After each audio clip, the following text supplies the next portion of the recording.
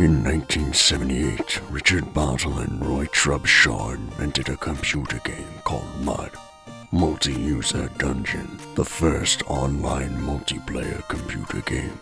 Not only was the game a virtual world that allowed users to roleplay with an interactive environment, but during the duration of 1978 to 1981, MUD1 would invent almost every aspect of modern online gaming and esports. The following are real, never-before-heard interviews about the true story of what it was like to be there during the first ever online competitive gaming community.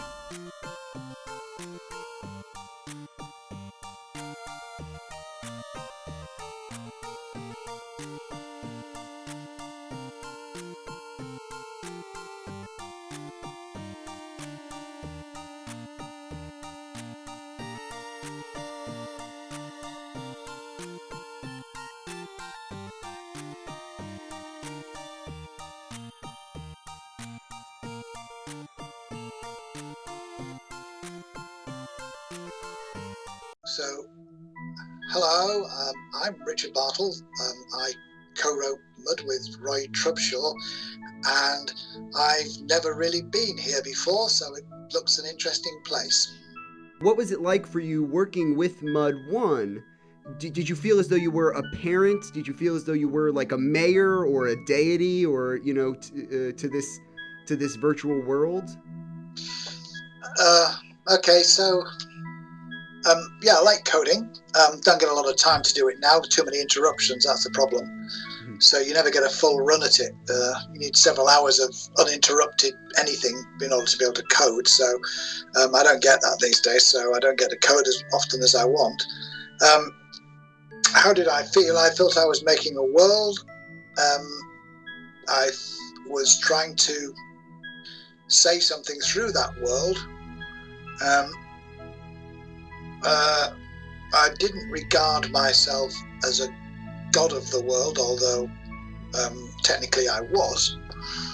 We didn't call ourselves gods, but I was one. But the main thing I was trying to do was to create a place where people could go. I mean, that's what I wanted to do. Build an imaginary world, make it real enough that people could visit it. So I didn't regard myself. I certainly didn't regard myself as the governor of the world or anything like that. It's not a political position. But I mean, I wanted to build a world where the people could visit, and whether I had any influence on it or not, well, if they didn't get it, then I would try. And then when people started to treat it as a game and try to bend the rules, then I would step in as well, because a lot of this hadn't been done before. So we didn't really. It wasn't the case that we didn't really know what to expect. It was that we weren't looking for. We just wanted to make the world and get it done while we could, and then whatever happened in it would happen. Do you feel as though, on that same regard of people playing it as a game or people visiting that world, do you feel as though you personally could ever visit, not necessarily, time-wise, but, mentally, even though you created it, do you feel as though you ever got to truly visit MUD1 or play in MUD1, in being its creator? I did, but it was in my mind before I created it. So when I was creating places, I had visited them already in my head. So I knew what I was looking at, and I was just making the place fit what I had. So I'd visited them in my imagination, and sometimes only like seconds before I was creating them, I just knew what was there, so I put it there. It's it wasn't that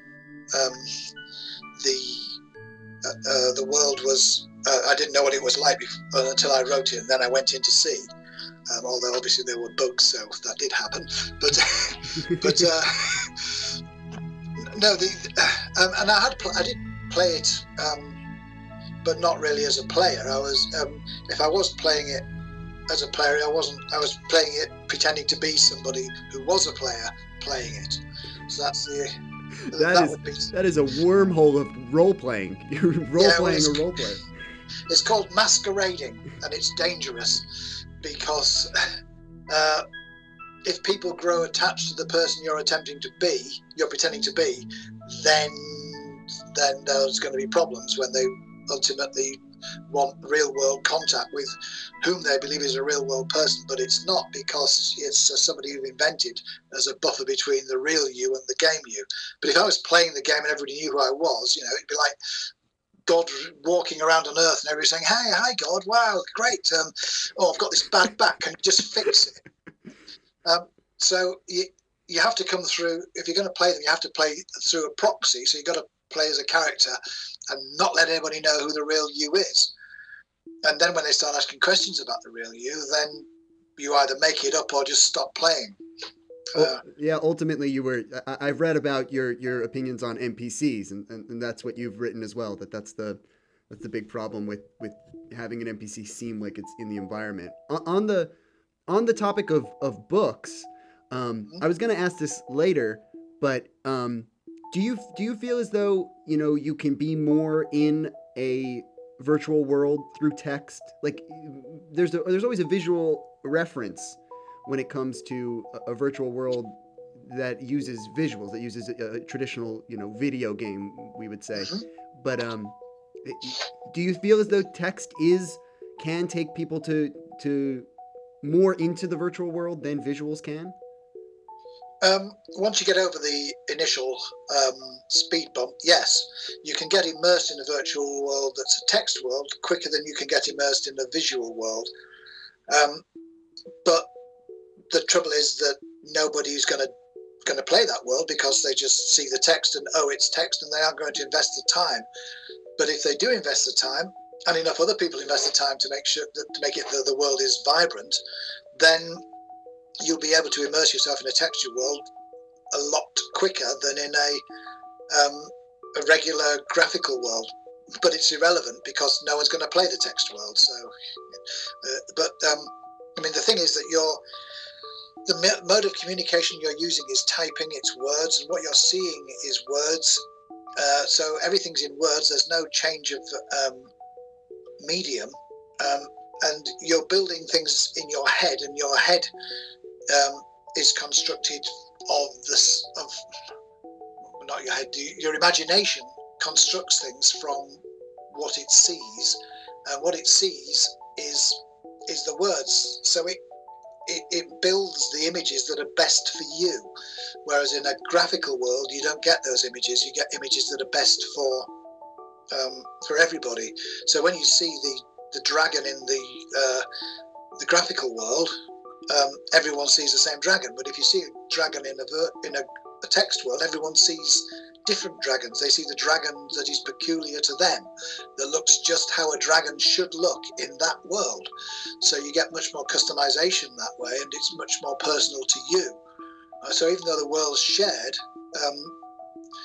the world that you build in your imagination doesn't look like the same world that everybody else builds, because it's built from the same data, but it goes through the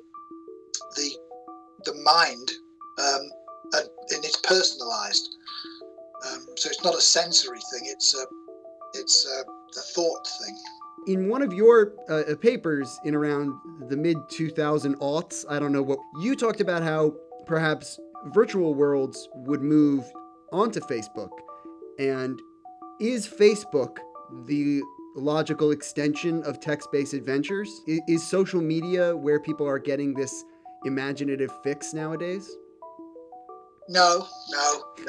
When you're on Facebook, you're still you. The idea of a virtual world is that you visit the virtual world and you become the real you, not the you are tied down to by your real world ties. I mean, if I go onto Facebook, everybody there knows who I am in the real world. They all have got expectations. They've all got models of me, and they all expect me to behave in certain ways. If I say put one foot out of line, then that's the end of my career. So you can't. you can't exhibit any freedom to be who you really are. You have to be the people that everyone wants you to be, or thinks you should be, or pushes you to be, or the way everybody treats you is based on what they know of you in reality. And the point of MUD was to get away from that, so you weren't tied down by reality.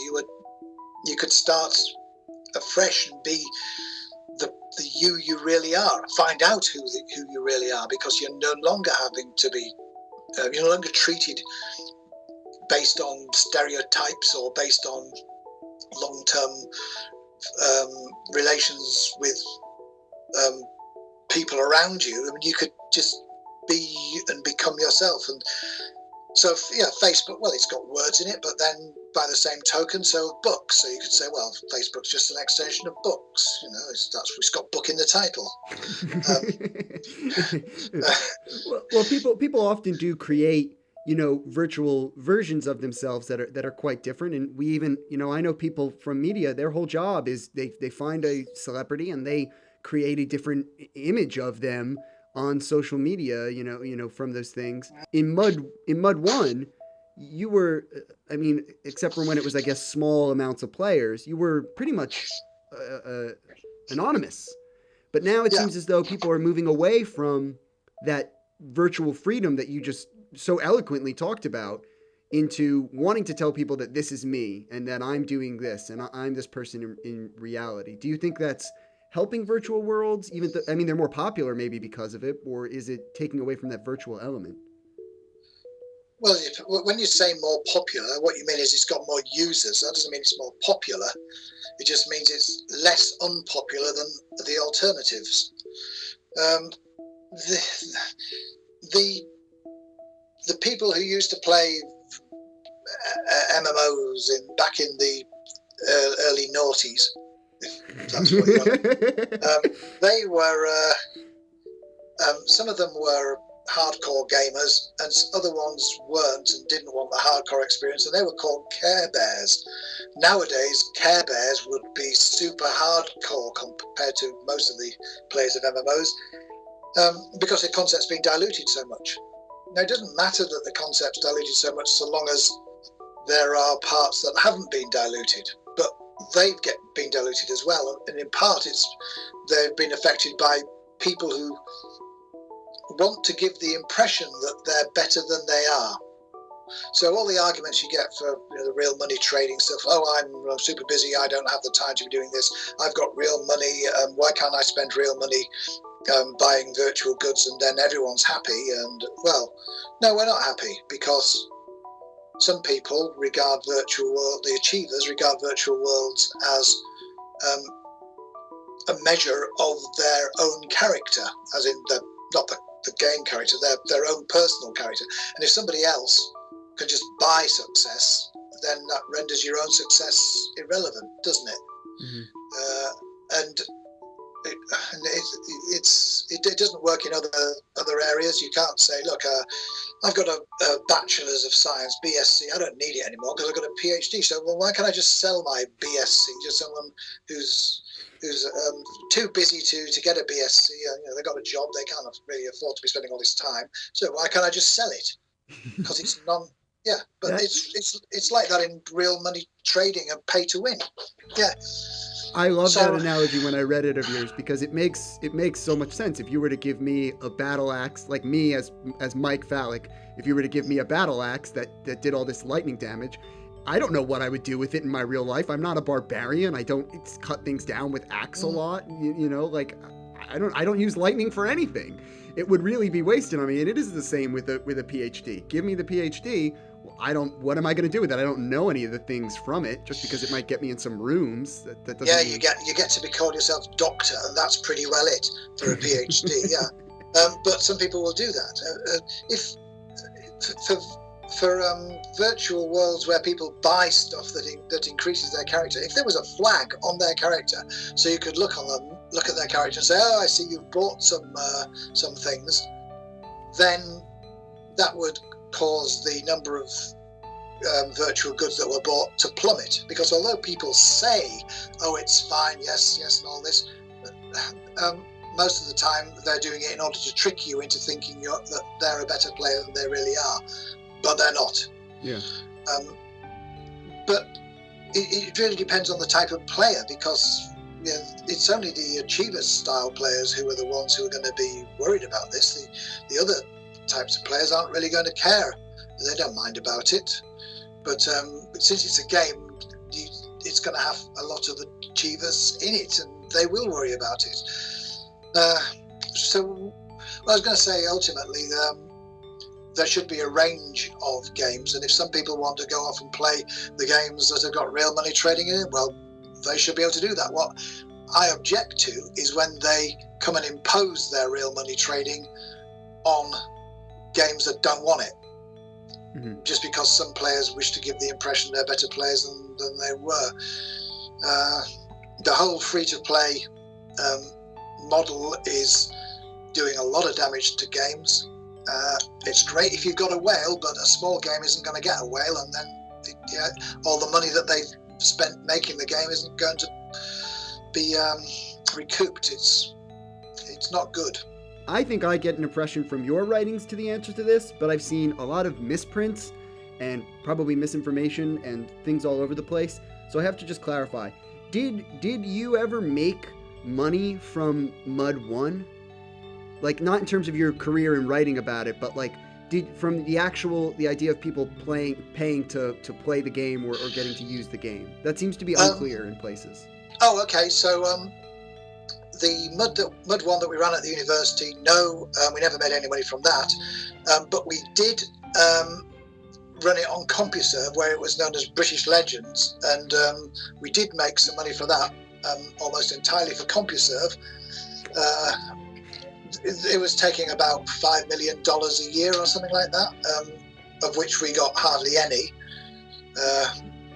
So it did make some money, but it wasn't really enough to keep us all in. There's only 3 of us, and it wasn't enough to keep us all in employment.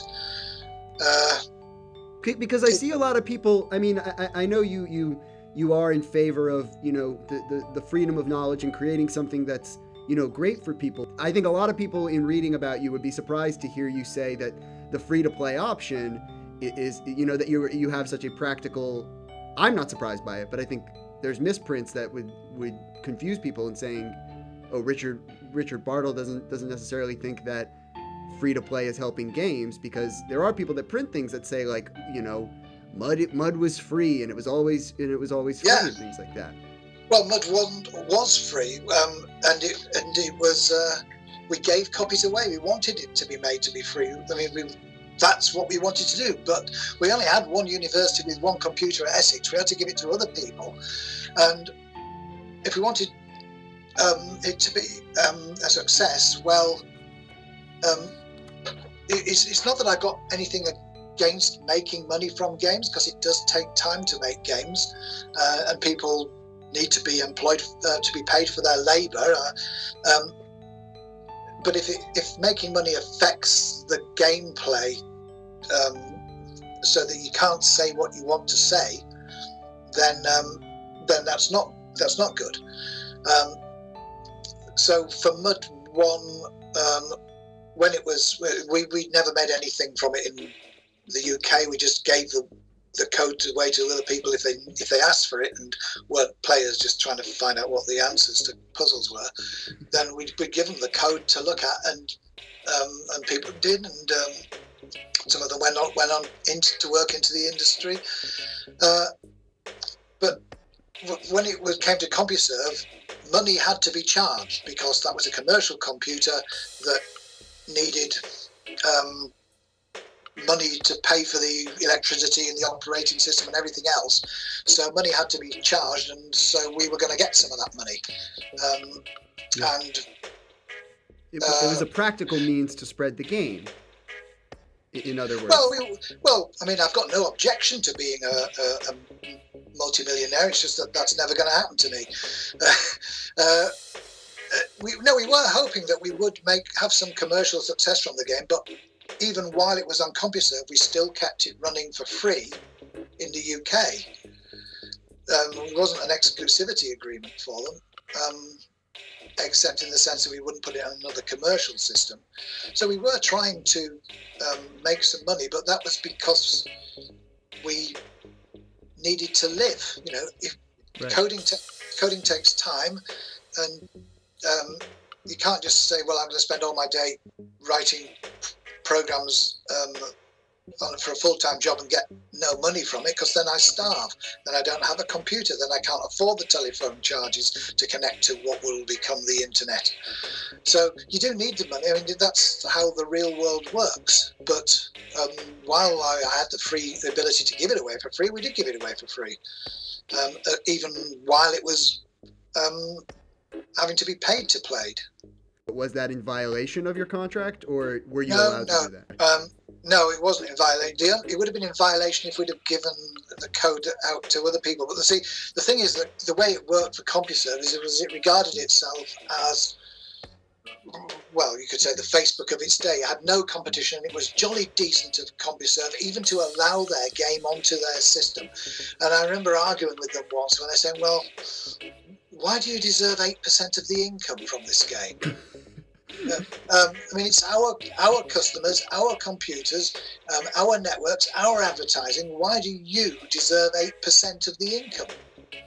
This is my game. Well, you know, we wrote the game. Yeah. And to clarify as well, because this is printed in places, is MUD1 in the public domain? Well, yeah. I mean, well, hang on. It depends what you mean by in the public domain. I have sources saying that I believe is slightly inaccurate, that it is a public domain game. That it is fully public domain, everything about it. I wouldn't say it was fully public domain, no. Okay. I would object if somebody were to bring out a MUD1 and just run it without telling me. So I kind of would want to know that. But it's the concept of MUDs we put into the public domain. Mm-hmm. So we put that concept in the public because we didn't want to run into monetary troubles, be bought out, and then somebody else have a effective patent on the whole concept. So we certainly put that into. Well, I put that into public domain in 1985. But the game itself. No, you'd probably definitely own it if you sold it. I mean, it's technically we Roy Trubshaw and I own MUD1, but in practice, what is there to own? Yeah. I mean, I would object if somebody was to bring out a game saying it was MUD1 and it wasn't, and then that would be, oh, now hold on, you can't. There is public domain and there's public domain and it's not that kind of public domain. I mean, you could probably say it operates under some kind of license, like the like open source. Yeah, a bit like like that kind of license. The electronic Frontier or Freedom or EFF, whatever that stands for, some foundation. Love their publicist. I can't even remember what the F stands for. Do you speak to Roy Trubshaw at all anymore? Yeah, we send Christmas cards and things. It's not like we've fallen out. It's just that we live several hundred miles away from each other. We probably end up seeing each other sometime this year because it's the 40th anniversary of MUD1. Wow. Well, not MUD1, the very first version of MUD, which MUD1 was MUD version 3, obviously, if you read the stuff. But so it was, 1978 was when Roy first started coding it. So there might be some get together and we probably both try and get to it. But that is noteworthy. I'm glad to hear this. Nobody knows about it, do they? But that's why I made this movie. It's spectacular that nobody knows about it. It's one of the most incredible things in all of gaming. It as you have proven through your papers, through no doubt, that text-based games, at the very least, are the reason that MMORPGs and all these things are made. And yet the casual gamer wouldn't even know what MUD1 would confuse them. They might know the terminology of an MU or a mug, maybe. The casual gamer doesn't know what EverQuest is, let alone.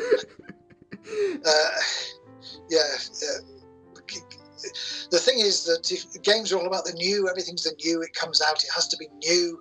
And so it's in the interests of games companies not to be harking back to the past. It's interesting in games players not to be harking back to the past. So why hark back to the past? We were always going to get these things. We got them because Roy and I happened to be there first, but if we hadn't have been there first, they were still reinvented multiple times afterwards, so we would have still got them, we just wouldn't have been calling them MUDs. Mm-hmm. Sometimes subsequently, some of the inventions of them were done without as you said, assumed they were invented when you made them, right? We didn't know that no one had invented them. I mean, maybe somebody had invented them, but we didn't know about them. And similarly, other people who were working in these areas didn't know about the others. I mean, there wasn't this communication then. Mm-hmm. It's like if you were to write a tune now, a piece of music, you sit down and think, oh, this is a great piece of music. You don't know that somebody in Indonesia hasn't already written that tune. How would you? And it was like that back then for games. We didn't know, but we didn't care because we weren't doing it to be first. We were doing it because of what we wanted to say. And what we wanted to say was that the real world's not a good place and it needs competition. That's a beautiful place, I think, to probably end. The other question that I have is in terms of spectaculars, which I don't think are written a lot about. I'm trying to find people who played in them or who moderated them. Moderated them? No, we just announced there was going to be one, and then there would just be one. And whoever had said there was going to be one would be the person who would be teleporting the survivors over to the various places.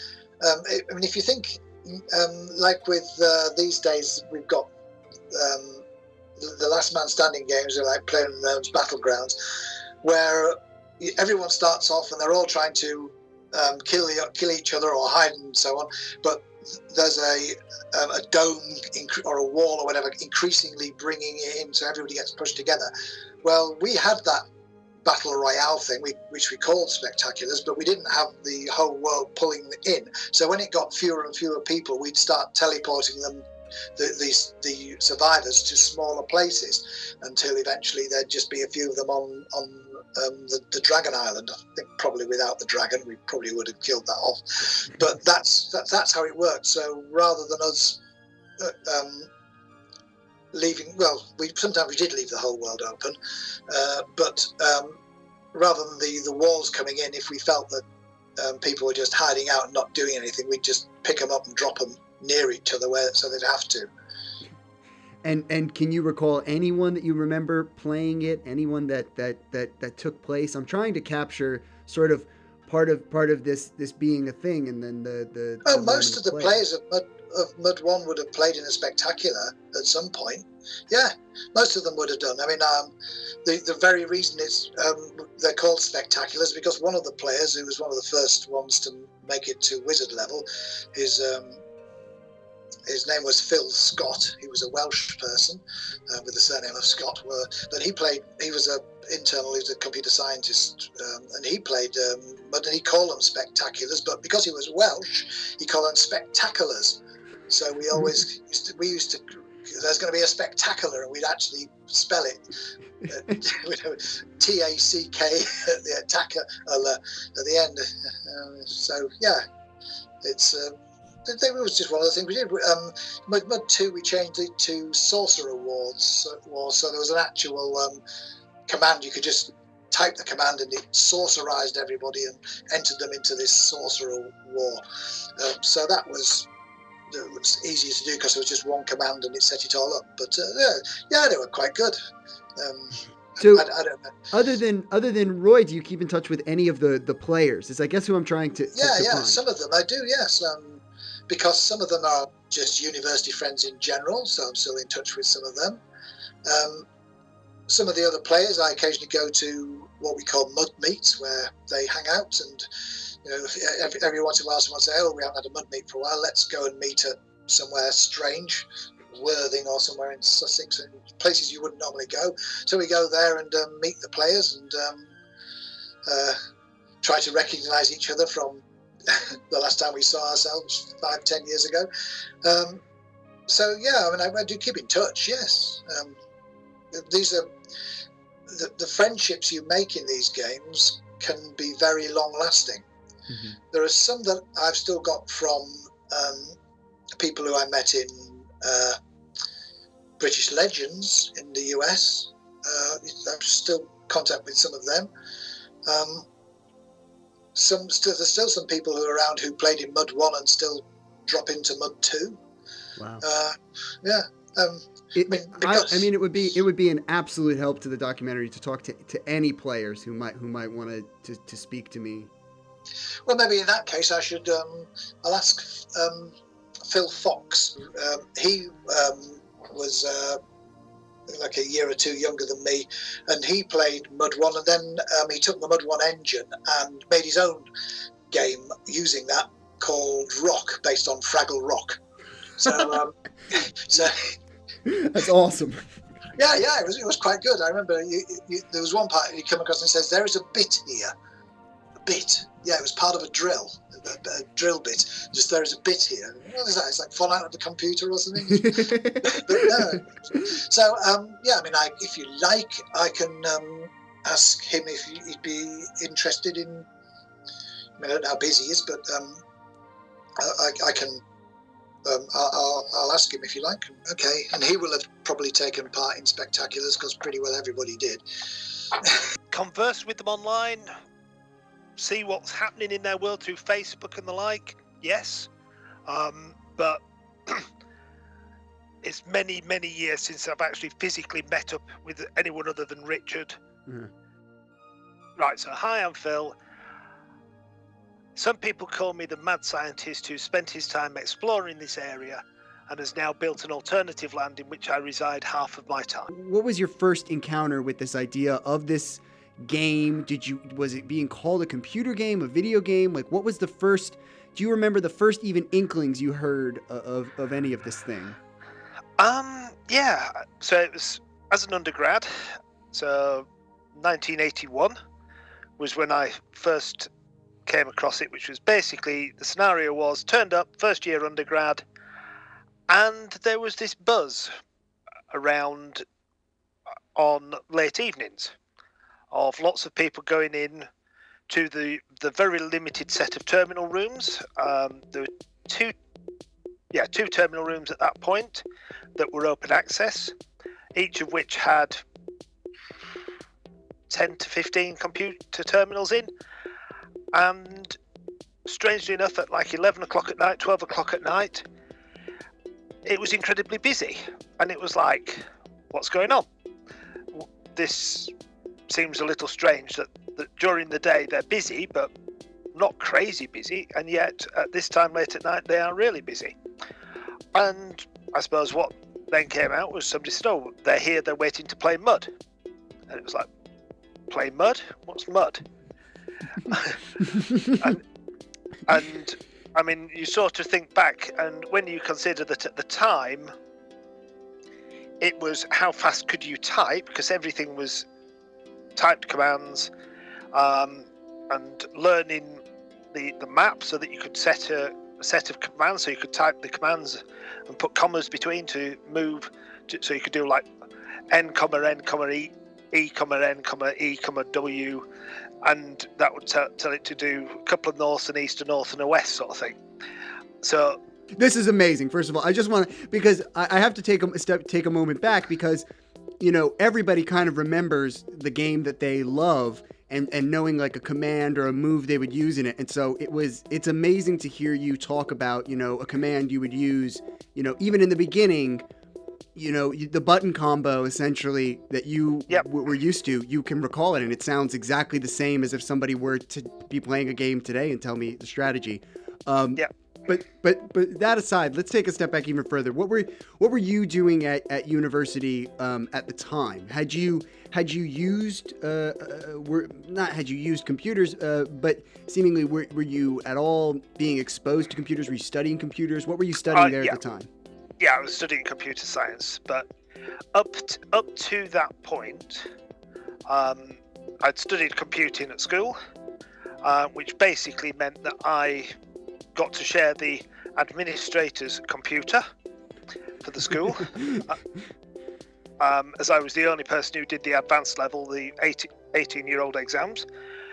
So I was the only person in our school who was actually taking that. I actually had to go to a second school to actually for my lessons, but then all the coursework I actually shared the administrator's terminal in the school office. So I was well used to working on terminals in that respect. And I must admit, I find it quite amusing now when people complain about 4G and 3G and how slow it is. And I think back to the days when I was on a 75 baud modem, and you could actually watch the characters coming down the line pretty much at that speed. You could almost work out from the beeps in the handset what character was going to be displayed next. It was that painful because it was all done on sound. So you'd hear a sound and you'd go, oh, that's the login, because you'd recognise a certain combination of tones and the gaps between, and you go, right, that's the login that's coming through. Oh yeah, here it comes, and out it typed. Yeah, now, I want to paint I wasn't new to computers, so I knew the principles of computer coding at a very simplistic level.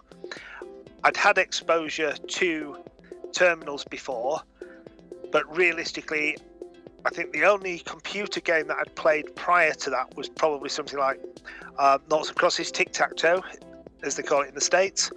What do you call it in the UK? Noughts and Crosses. Noughts and Crosses. Oh, okay, yeah. That makes it sound. I don't know why it's called Tic-Tac-Toe. No. It's a very silly name. Okay, so yeah. Was that visual? I mean, I guess it could be visual because it's no. X's and O's, so it's as visual as letters, right? Yeah, I mean, basically, when you played that, you basically, each of the cells had a letter. What was it? A, B, C, D, E, F, G, H, I. And what you did was you literally you chose which letter to place your next go in, and you typed the letter, and it then it typed out on the paper, because it was all terminal based, what your move was. Then it made its move. So it was a piece of paper that you would type something in, and then print it out would be, zip, zip, zip, zip, zip, a sort of blank 9 square space that probably didn't even have lines in it. It was probably just a space for 9 letters potentially. No, it did have lines. Okay. I would hesitate to call them high resolution.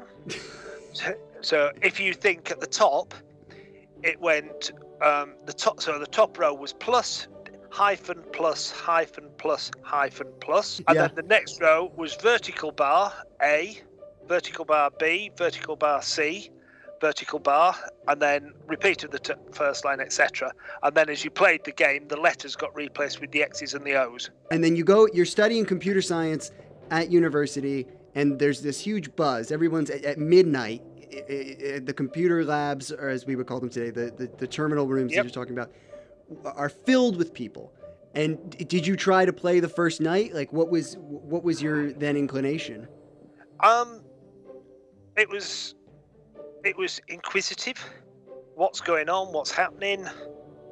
What is this game?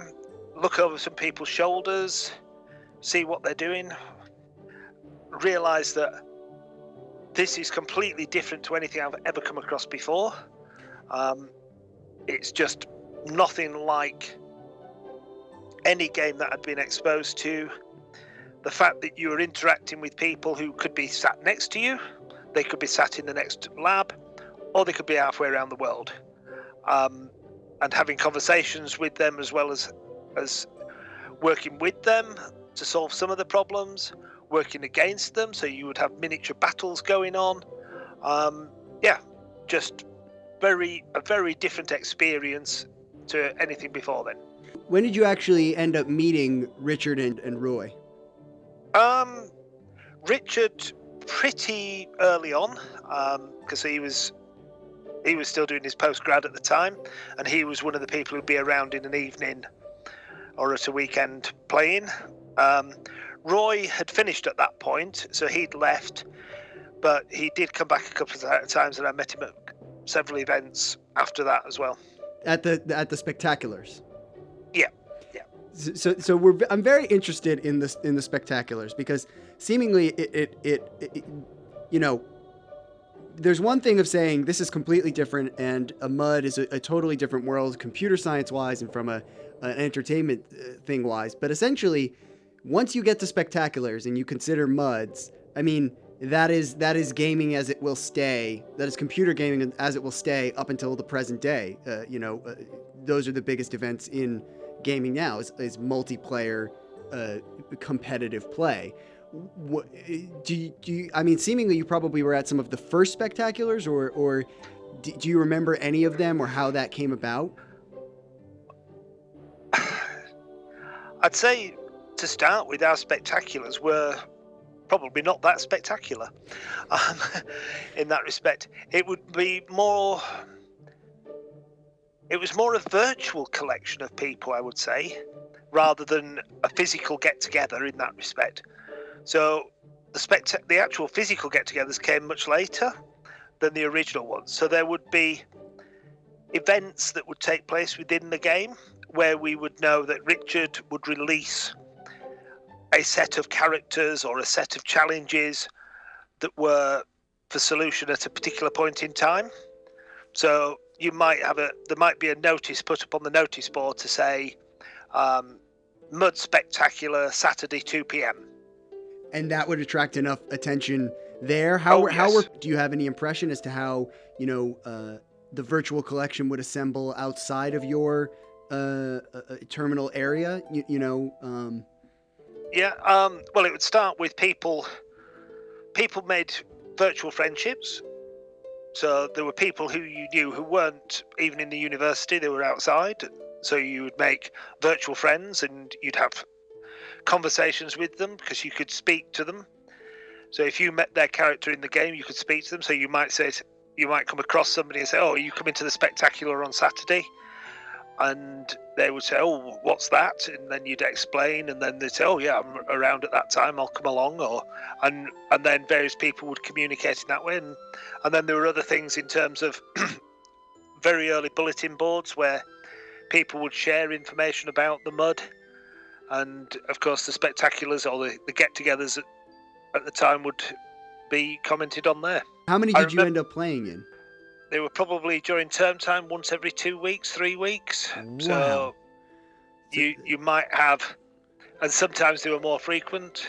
And then of course there was the thing where Wizzies, because of their control of the game, would have the opportunity to do mini spectaculars where they could take some of the what would now be termed treasure, but take some of the items and spread it around for people to go and find. Mm-hmm. So. And how often were you? Outside of spectaculars, how often were you playing MUD just to play? I was probably described as addicted. So far too often. Every day? I wouldn't. Yeah, near enough. I wouldn't say any single spectacular was that particularly memorable. They were all different, but all very same, which is probably the worst possible answer I can give you to that question. So let me try and explain it a bit more. So they were always different because you had different people playing, you had different targets of what you were trying to achieve. But it was all played in the same land, the same landscape, so you had a familiarity of landscape. There were people there who you would know. So you would know what their game style was. So there would be some people who would be friendly and helpful and would ask you if you were missing a particular tool, and if they had a spare, they'd give it to you. And there were other people who, if you walked into the room and you saw they were there, you ran as fast as you could before you got attacked. Did you feel as though you were in a virtual world when you played? Absolutely, yeah. I mean, you had a familiarity with the landscape, so you learnt the landscape, and Richard would keep releasing new bits of land for you to go and explore. So the landscape itself was ever expanding, but you had a familiarity with what did that landscape look like. So you knew when you arrived, you knew there was the temple, you knew that there was the forest, you knew that there was this, that, all the other different bits and pieces. And so, yes, you certainly had a sense of being within that landscape. And interestingly, what you had was within that landscape, you knew your way around. So it was almost as familiar as walking around your local town, because the places you knew, and you knew how to get from A to B, and you knew the quickest way, you knew the alternative ways. So you did have a familiarity around the landscape. And it's quite an accomplishment when you not just from a design standpoint, but from the player's standpoint too. I have to make this clear to the people watching the movie, is that while that may even today be a spectacular feat for somebody in a computer game, this is all text-based. Every once in a while someone might have drawn some interpretation, but it was not really shown to everybody and might only be for some reference. This was all, you're pressing N, and then there's maybe another set of words that tell you some clue as to where you are, but you're really judging it on eventually ending up at a location. So this you saying, and I know you understand this, I have to just explain this to people. You saying I knew my way around is you saying I knew if I type NENNS, I'm going to end up at this part of the woods or something. Yeah, and I think the other thing is, when you first start playing, you did it in verbose mode. So the room descriptions were long and full, and they would give you lots of characterizations of what was in there. So it might, if you were in one of the buildings, it might display the wood paneling, and the wood paneling is made of cherry and has a lovely red texture to it. Once you'd been playing for a while, you turned off verbose mode, and it was, you're in a panelled room. Yeah. So when you first went to a location, you'd read all the details about that location and go, oh, this is really impressive. And then the next time you'd be, I want the short. What did you like doing in MUD? Like, what was your activity to do in MUD? Like, did you like fighting people? Did you like simply questing whatever Richard and Roy would put out? What was your main activity when you were logging on? I'd say it varied. There were times when it was just an outright kill fest, when it was just go in and see who you could kill and just have the fun of battling it out. So very much like the Dungeons and Dragons, rolling the dice and seeing how the dice fall and whether you win or lose and what your strengths are, their strengths. What was your general plan to defeat your enemies, as it were? Make sure you were fully rested. Make sure you got the best tools and weapons that you could have at that time. Make sure you had the best defense. And don't be scared of admitting defeat and going off and resting somewhere. So go and hide somewhere to get to rest and recoup, because you could take yourself off to a quiet corner of the land and allow yourself to recover if you were running low on stamina or strength. And so very similar techniques to what you would use now on a multiplayer game. Yeah. Make sure you're as strong as you possibly can be. Take people on, form alliances with other people to try and take on the bigger battles. But also watch out for the turncoats in the alliance who might suddenly decide that now that you've been fighting for a while, you're suitably weakened, they'll turn and have a go at you. You'd press what to attack, and how would it sort of read out? Do you remember any of that? Yeah, and so basically the command would be something like kill character name with weapon name. or stab character name with weapon name, and you'd get a response which would say, you have stabbed character name and dealt X amount of damage. They retaliated and scored this amount of damage against you. Yeah, it was all based upon what you were equipped with, what they were equipped with, how strong they were, how far up the pecking order they were. So if you were a junior novice, you never took on an archwiz because you knew you were going to lose. So you always tried to fight people who were at or about the same level as yourself. Do you remember what your highest level was before dying in MUD? Wiz? You're studying computer science and playing this game. Were you also simultaneously, studying the code of MUD as it was being created and things like that? How much were you player and how much were you sort of taking the computer science attitude towards this as well? First couple of years, probably just a player. But in my third year, I actually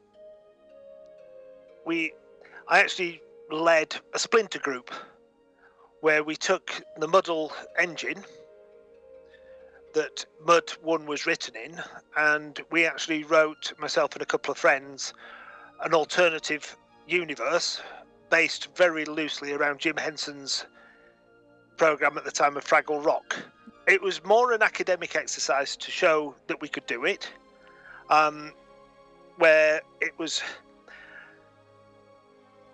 a much more combative experience. So MUD was great. It was very big. It was very large. And you could spend a lot of time going around just looking at things and finding bits and pieces, which was great if you got lots of time. But we were in the bar one night, myself and a couple of other guys, who I can't even remember who it was now, it's that long ago, but we were just basically talking about how it'd be really nice if there was a sort of high-octane version of MUD with lots of characters, lots of puzzles, not many locations, and lots of opportunity to go in and just basically interact with the objects, the machine-generated characters and other people. Oh, and the other thing was it had to run in a smaller memory footprint, so we didn't have to wait for the end of the night to play. That would have been 83, 84. Yeah, it was just called Fraggle. Fraggle is essentially the prediction of every single esport idea, because until then, I don't know that there were other games that were multiplayer and only combat driven. You still are obviously in computer sciences. Do you feel MUD affected you in a way to in your career, or did you learn from it? Does it still affect you in the things that you create and do? To a certain extent, yes. I think one of the things it did, I got out of me the huge desire to write games and play games, such that now I just look at the logic behind, and I'm the shoot 'em up and kill them stuff doesn't interest me at all. Those sorts of games are not my cup of tea. They're not the sort of thing that I enthuse about. I'm much more into the logic puzzles, the things where it's a strategy, not just a how quick can you type, how well can you remember the commands, how well can you shortcut this or that. Everybody goes through phases with games, do you think that that's what it is? What do you attribute that to? I think there's certainly a lot of that to it. Was that it was one of those things that at the time there was the academic challenge of designing your own world, designing the characters, describing them, deciding how they would interact with the players. Were they aggressive or were they peaceful? Were they strong or were they weak? If you walked into a room with one of these characters, would it thump you over the head with a big mallet, or would it give you a bunch of roses? My name is Jim Cummings. I am assistant faculty in the Division of Emerging Media Studies at BU, and I am Assistant Level 5 Paladin as well. Do you know anything about MUDs or multi-user dungeons? Have you ever heard of them? I definitely had heard of them. The only one I had actually played ever was called Moria. Was it text-based? Yeah, I forgot which character, like literal ASCII character, was the Balrog. But like seeing him come in was like, you get the heart palpitations and everything. And so, I mean, I played a lot more stuff that had, stricter and more explicit GUIs, but that was the only MUD that we played. I'd studied a little bit about it when, during my master's program, I worked with Edward Castronova at Indiana University, and he's a game scholar. He's formerly an economist, and his claim to fame, he figured out basically the size of the economy in EverQuest 2 and was able to... Oh, that's amazing. He's like, in terms of the volition of money and the GDP and things like that, and figure out that I always forget the number, that it was like the 37th largest economy in the world. Like if you put it next... Yeah, I think it was like next to Bulgaria or something. So... he takes an economic perspective of these things, and so he had a bit more of a history in terms of playing some of those games. But my background's otherwise. I mean, I've grown up playing games of all sorts, computer-based, tabletop, consoles, handhelds. But the only actual MUD I ever played was the one that I mentioned, Moria. Yeah. People seem to be more immersed in something which is your name and a number on a screen, and then some text, and sometimes someone might draw a map, on pencil scanned in, like was not a great age for scanners, Yeah. What do you think that phenomena is of, you see it with Lord of the Rings too. But yeah, I mean, even in terms of tabletops, the idea of like, you don't even have the figurines, right? So like those sort of visual cues. And you don't have facial expressions of like a dungeon master or other people around you. It's you and a system. Mm-hmm. You're basically looking at a screen and maybe some text on it. I think part of it is sort of the push-pull demand on one's attention and imagination. So when you read a book or you're dealing with relatively low immersion technologies, you have to do a lot of the cognitive grunt work. And so, for me, I define immersion as an affordance of the technology. So this applies to video games, this applies especially to virtual reality and other platforms, but to what extent does it block you out from reality and deliver to your senses virtual or mediated content, something beyond reality? And for me, the psychological experience isn't so much immersion, although that word gets used interchangeably, but that's more presence or transportation or flow, these other psychological states, right? States of mental absorption. And I think, when you're dealing with things that are just text, the people that use that, first off, are going to be the ones that are motivated to do the cognitive grunt work, right? When games got bigger, fancier graphical interfaces, more complex interfaces and stimuli that allowed anyone to understand what was going on just by walking, by playing it, it opened it up to a more mainstream audience. And so these aren't people that necessarily wanted, I need to, I love this Elvish language, or I want to know everything there is to know about this corner of the globe in Middle Earth or something like that. No, just anyone that had a cathode tube with a screen and a controller could basically play these things and intuit to it. So I think there's probably a disparity in terms of the motivation required that relates and correlates to the cognitive effort required in light of the stimulus, the display, the presentation. When it's just text, you got to do the work. There's going to be some self-selection there. Yeah. When it's just a spectacular looking visual, then the self-selection, the new threshold isn't so much, do I like this content? Everybody likes beautiful looking landscapes and vistas. It's, can I handle these controls? Can I handle this character development, progression tree, and things like that? You would never have esports with the world of MUDs. No. Though now that you mention it. and so the other part of it too is I didn't even think of flow. Like, that's why I like talking to experts. Like, flow is a great thing of, like, you think of Dungeons and Dragons, like the first, in any tabletop game, because I don't want to just keep saying, any RPG game, the first time you play, you're not in it. But the 4th, 5th, 20th time you play, your flow is, you know what things are going to happen.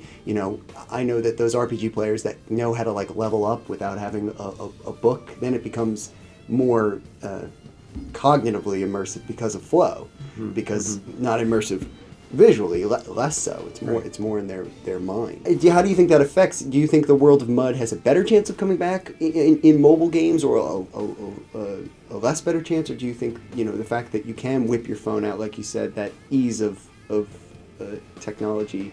Do you think that had affected the shift on MUDs at all, or? I think the idea of it making a comeback, or as a major platform or genre, would be related to the technology ecology we have today.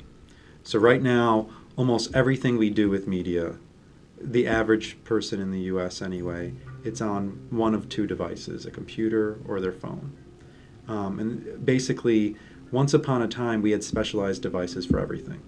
We had certain devices for games, we had certain devices for work, we had certain devices for video content, certain devices for audio content, certain devices for letters or correspondence with people far away.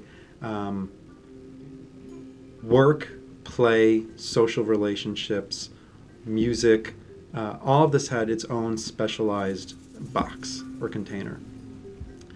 Modern phones and laptops, in particular, and desktops, are these great centralization machines where we can do anything.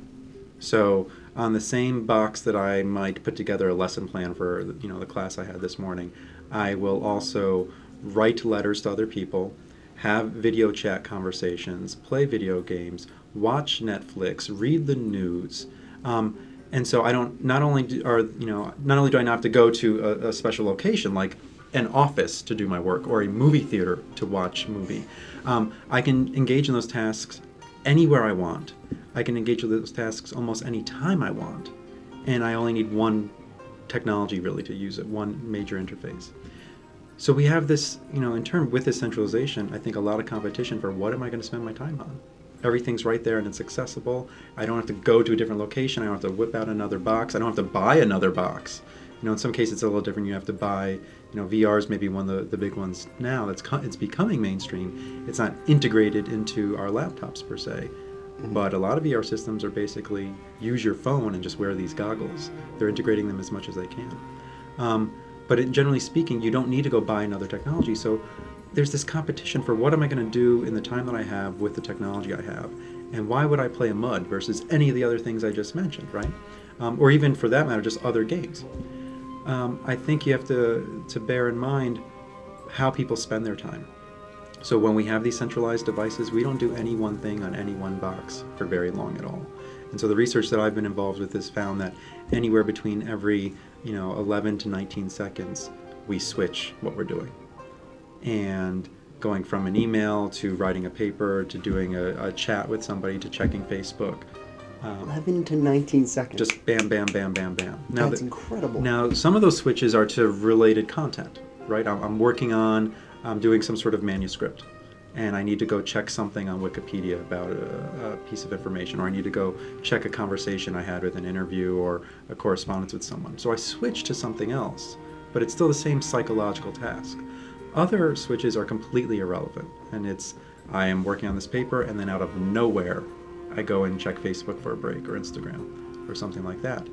Sometimes it's push, sometimes it's pull. We get a notification that puts a dent in our attention and says, hey, look over here. Sometimes we just do it on our own. What it all comes down to is also the idea of going back to the idea of attention and understanding the way that attention works and restrictions on the mind. It's not just competition for attention in terms of look at all the different fun things I can do on one device. That's part of it.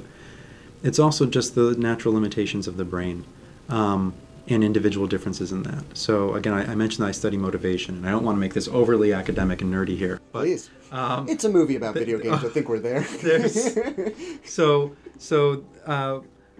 There's a rich literature that talks about the idea of us having underlying motivational systems that are basically approach and avoid, appetitive and defensive. And this goes back to our ancestral savanna environment, where we basically had to be motivated to approach certain things, so opportunities for mating, food, things like that, and to avoid certain things, threats.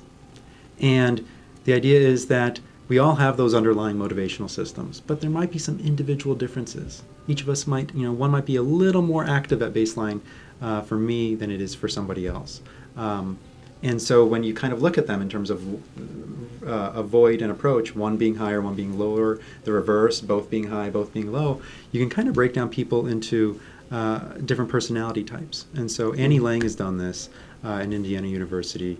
And her model suggests that we basically have people that are coactive, both the approach and avoid system, motivation systems are high, the activation levels. Inactives, it's low for both. Risk avoiders, where one is high and the other is low. And then risk takers, the reverse. And she's actually described, she's posited that we would see individual differences in the types of games that people would want to play, how they would play them, for how long, what they would enjoy, their likelihood to try new types of games based upon these personality types. So if you are inactive, you're probably not going to play much interactive gaming content to begin with. If you're coactive, you're going to want stuff that really speaks to both approach and avoid. So prizes and physically appetitive things. So it could be sexual content, it could be rewards, it could be all sorts of boosts. And then the negative, the aversively motivating content. So the examples I like to use is think of the dragon over the pile of gold. Right? There's the pull and the push, the approach and the avoid there. Yeah. And systems are designed to games are designed to activate both those systems. The other idea is that, you can play with designs to toggle those systems. So think even classics like Pac-Man. The ghosts were activating a void system, run away from them. But, if you eat this, all of a sudden now you can eat the ghost. Now their approach. You chase after them, they're repetitive. So the idea of looking at how games basically in all their bells and whistles and mechanics, as well as their narratives, how these things attract our attention, sustain our attention, influence our memory, but all of this is shaped by how it activates our motivation. Does it cause us to be appetitively motivated and engaged? This feels good, I like it. Does it cause us to be defensively motivated in terms of, that's scary, I need to avoid it, I need to back off? Some of the most compelling games, they do an excellent job of balancing both. Right? And so this is where we hit that hedonic treadmill where, it's compelling enough, and then as you begin to master it and it's no longer compelling, it becomes too easy, it's not really appetitive anymore, and you're not really scared, well, the difficulty ramps up and the gamble, the potential wins ramp up. There's a fine science to fun, and that's where a lot of academics studying games, that's what they're focusing on right now, understanding what motivates people, both at a physiological, basic, evolutionary level, but then also at a more cognitive level in terms of these things I mentioned before, feelings of autonomy, feelings of confidence, feelings of connection, and how can we identify all the key ingredients and put them in proportion into a game design to really make the perfect box of, this is a fun experience. And do that in a way that, again, caters to those individual differences. Some people like more choice than others. Some people are bigger risk takers than others. You'll find that as MMOs took off, those that were very successful did a good job of allowing you to do whatever it is you wanted to do in that big sandbox. There wasn't just one way to spend your time. There wasn't just one way to quote-unquote win. And indeed, many cases of winning require a balance of all these things, or working together with other people that might have different motivations than you. I really like to just talk to people and hang out. Well, cool, we need someone to be the major communicator, putting together our strategy for our guilds, our raid. And you just like to explore the environment. Well, good, we need someone to go over there and grind and do these other things. And basically, again, a design that can cater to all these individual differences in motivation and preferences. Those are going to be the winning designs. And that's where I think a MUD, it's not the text interface that's the defining characteristic. It's to what extent do they allow for a variety of different play experiences. And so if you can have a text-based but very complicated game, I can see that working, especially on a small screen like a phone. It sounded like it was like a party, like, you know what I mean? That it was just everyone was down. It was what you were doing, It was not that hard to get people on board. Of course it wasn't, because this was the 1970s. I mean, it's easy to get people out of the real world and into an imaginary world in the 1970s because, that wasn't a good place to be, the 1970s. And no one had come across this kind of thing before. It was completely new to them. So, of course they were going to... it was just... It's very hard to explain to somebody who has grown up in a world where these things exist, what it was like before, and then what your first one was like. Mm-hmm. because nowadays, I mean, if you wanted to visit somewhere exotic in the world, I don't know, Taj Mahal or something, you know what it looks like. You've seen the TV pictures. You can even probably get the 360-degree camera picture. When you go there, yes, it will be different and special, but nowhere near as different and special as it would be if you had gone there straight out of the blue without knowing anything about it other than there's this wonderful place in India that you should visit. And so the experiences are different today because it's been foreshadowed by so many other things. So it doesn't matter how great the virtual world is, by the time you want to play it, you already kind of know what they are from your experiences in other games and from your knowledge of the possible. But back then we didn't have this. So everything was new, and it really was, whoa, this is sensationally good.